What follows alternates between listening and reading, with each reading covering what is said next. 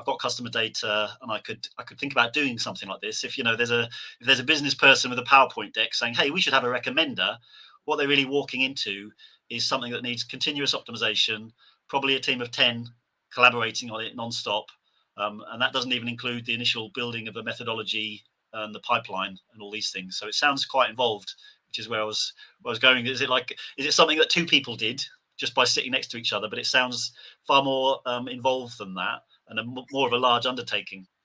This is, I mean, for Farfetch, it's quite big, but I mean, if you're going to be starting on this, I would, you can start small. And I think one of the things to do that, is like, and I was thinking about it in terms of product thinking, do start small and test and test and learn, iteratively improve, and because that will help you kind of tailor the model to your customer base.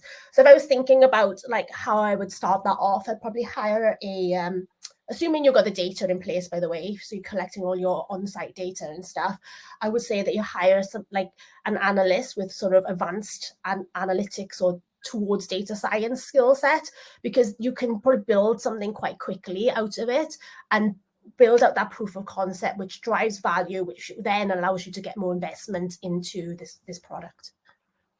Michelle, last question before we drop off this one. So in the far-fetched context, you don't have to talk revenues or any sensitive numbers, but some of these content areas, like on the homepage that had recommenders or the carousel, do you recall if you just took 1,000 users, what proportion of them would interact with one of these content areas that's being driven from the recommender?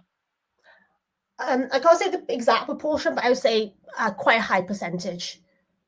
I think people are used to these tools now from other websites too. So it's almost an expectation, and it helps them to get through the site in that sense. And I think also people do like the fact that, oh, I'm looking at like this black jacket, and I can scroll through and look at other black jackets, and then, okay, this is the one I want. So I think it's a bit more, provides them with a bit more completeness in their search.